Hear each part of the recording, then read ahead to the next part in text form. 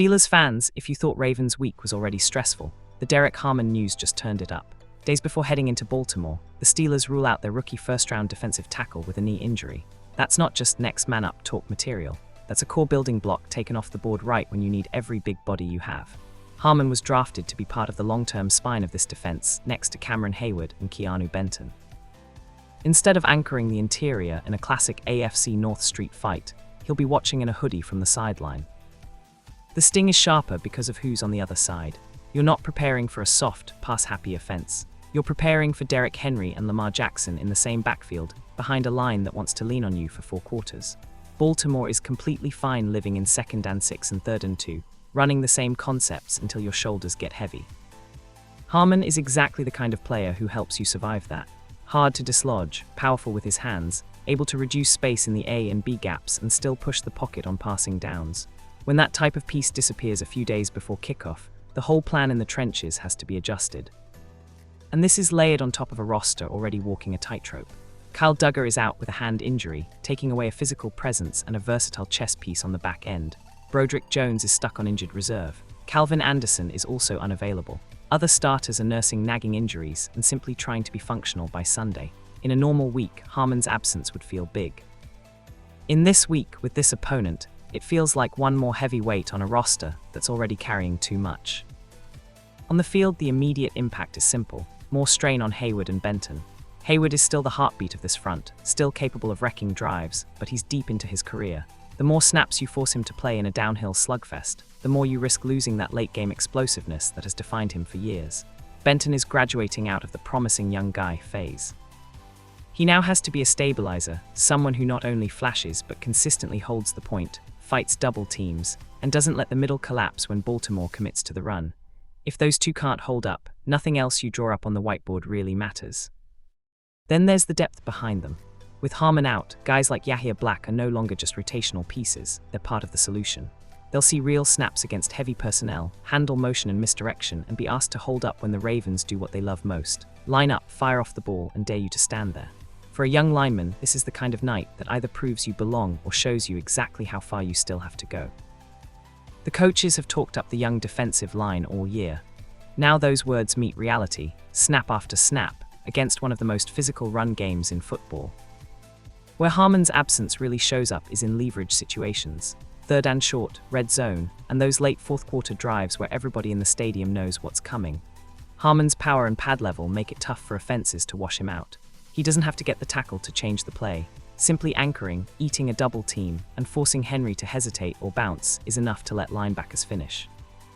Without that extra anchor inside, Baltimore may feel more confident hammering vertical runs, trusting that 3 and 4 yards at a time will eventually turn into broken tackles and clock-chewing drives that wear down the front. But here's the lifeline: this defense has never been designed around a single savior. Terrell Austin talks about it all the time: good run defense is all 11.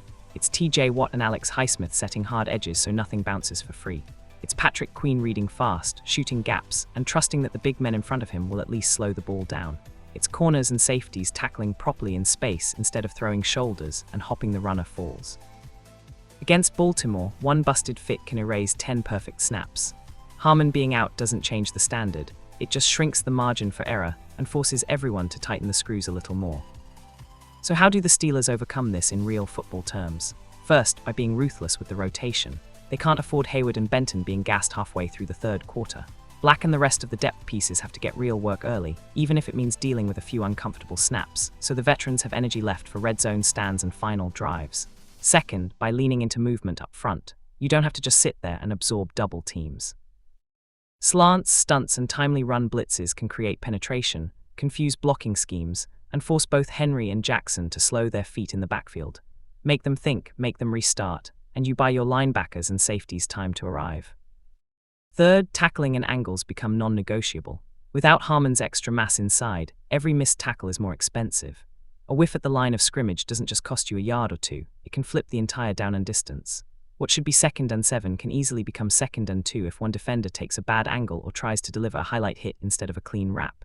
This game demands boring, technically sound football: head across, wrap up, roll, swarm.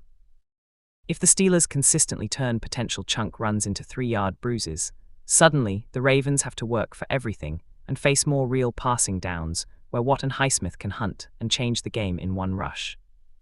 There's also a human side to this that doesn't show up on a depth chart. This locker room has watched Harmon fight through a lot in a short time. The preseason MCL sprain, the rehab grind, the pressure of being a first-round pick in a city that expects legends in the trenches. They've seen him flash the talent that made the front office bet on him. To see him sidelined again with another knee issue right before Ravens week hits hard. But Pittsburgh has never been a place that lets bad news become an excuse. In that building, one man down, everybody up is not just a slogan. It's how you survive seasons like this. It's how you keep the standard from slipping when everything around you feels unstable. None of this means Sunday suddenly gets easy. The Ravens are going to get their yards. Henry will fall forward. Jackson will break the pocket and make plays that just aren't coachable. That's the tax you pay for playing Baltimore. The real question is whether the Steelers can bend without breaking, whether they can take those punches, bow their backs in the red zone, flip the field with one strip sack, one tipped ball, or one perfectly timed run blitz on 3rd and short. You don't have to dominate the Ravens' run game to win. You just have to steal enough key moments to tilt the night and give Aaron Rodgers and the offense a chance to finish the job.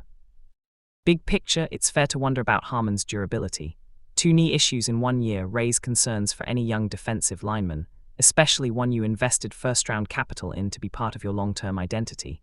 But nothing we've heard points to a career-altering situation. This looks like a setback, not a verdict. With his age, with modern rehab, and with the resources this organization pours into core players, there's every reason to believe he can get back to full strength and still grow into the disruptive interior presence the Steelers envisioned when they turned in that draft card. The talent is real, the motor is real, and if the body holds up, the ceiling is still exactly where you hoped it would be. For now, though, the mission is simple and brutally clear. Survive this stretch, compete like hell in Baltimore, and refuse to let the injury report define who you are. Harmon being ruled out is a big blow, but it doesn't erase the Steelers' DNA. They still have veterans who know how to win ugly, stars who can flip a game in a single snap, and a locker room that understands what it means to play meaningful football in December. So let's hope for the best.